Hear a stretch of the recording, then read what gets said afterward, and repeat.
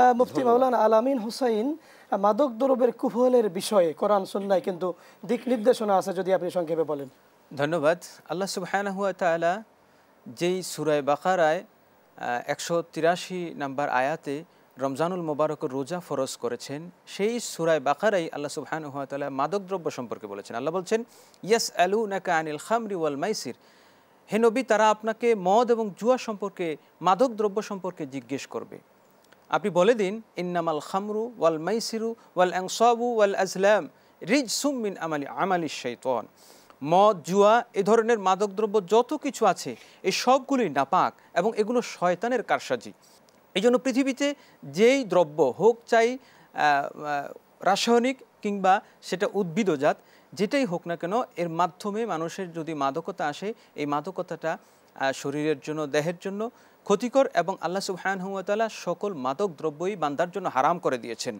এবং আল্লাহ সুবহানাহু ওয়া তাআলা সূরা মায়েদায় 90 নম্বর আয়াতে বলেছেন যে শয়তান তোমাদের জন্য, তোমাদের মধ্যে শয়তান চায় বিশৃঙ্খলা তৈরি করতে। ইন্নামা ইউরিদু শাইতানু আন ইউকিয়া বাইনাকুমুল আদাওয়াতা ওয়াল বাগদা, এবং একে অন্যের মাঝে শত্রুতা সৃষ্টি করতে চায়, এবং এটার মূল মাধ্যমই হচ্ছে মাদকদ্রব্য। আমরা যদি সমাজের দিকে তাকাই, আমাদের সমাজে যত বিশৃঙ্খলা, হানাহানি, মারামারি, কাটাকাটি ঘটে, এর অধিকাংশই হয় মাদক সেবন নিয়ে অথবা মাদক ব্যবসা নিয়ে।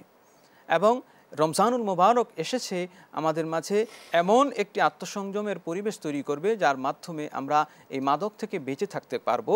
এবং রাসূল সাল্লাল্লাহু তাআলা আলাইহি ওয়াসাল্লামও যে বিষয়টি বারবার সতর্ক করে দিয়েছেন যে কুল্লু মুসকিরিন খামর, মুসলিম শরীফের হাদিস, ওয়া কুল্লু খামরিন হারাম, প্রত্যেক মাদক দ্রব্য বা নেশাজাত দ্রব্যই হচ্ছে মদ, এবং প্রত্যেক মদই হচ্ছে হারাম।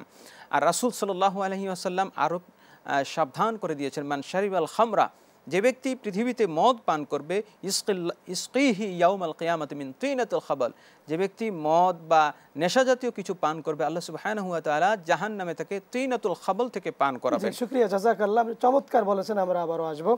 তো আমরা আলোচনা শুনতেছিলাম মাদক দ্রব্য নিয়ে। মাওলানা লুৎফুর রহমান, আপনি সুন্দর বলেছেন আত্মসংযমের কথা। এটা রোজা আমাদেরকে শিক্ষা দেয়, রমজান আমাদেরকে শিক্ষা দেয়। এখন আত্মসংযম ছাড়া এই মাদক দ্রব্য থেকে বেঁচে থাকার আমরা আর কি গুণ অর্জন করতে পারি? জি, ধন্যবাদ। রমজান মাসে রমজান আমাদের জন্য যে বার্তা নিয়ে আসে, আমরা যদি এগুলোর যথাযথ পালন করতে পারি, তাহলে শুধু আত্মসংযম নয়, এমন আরও বহু উপাদান রয়েছে যেগুলো দ্বারা আমরা মাদক থেকে বাঁচতে পারি।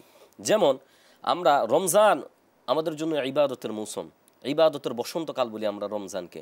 এই ইবাদত মানুষের মনে যে প্রশান্তি নিয়ে আসে, আমরা যদি রমজানের প্রতিটা মুহূর্ত এরকম ইবাদতে কাটাতে পারি, রহমত, নাজাত, মাগফিরাতের বার্তা যদি নিজেদের ভিতরে যথাযথ আমরা প্রয়োগ করতে পারি এবং নিজেদেরকে ইবাদতের রঙে যদি আমরা রাঙাতে পারি, তাহলে আমাদের ভিতরে যে একটা রুহানিয়াত সৃষ্টি হবে এবং ইবাদতের যে মজা আমরা পেয়ে যাব, সেই মজা আমাদেরকে মাদক থেকে অবশ্যই দূরে রাখতে সক্ষম হবে বলে আমরা আপনার সাথে যোগ করতে চাই। যদি আমরা ইবাদত বেশি করে করতে পারি, মাদক দ্রব্যের নাই যেই ঘৃণিত যেই স্বভাব বা গুণগুলো অটোমেটিক আমাদের থেকে অবশ্যই চলে যাবে, দূর হয়ে যাবে। শুকরিয়া, জাযাকাল্লাহ। আমরা আবার আপনার কাছে আসবো।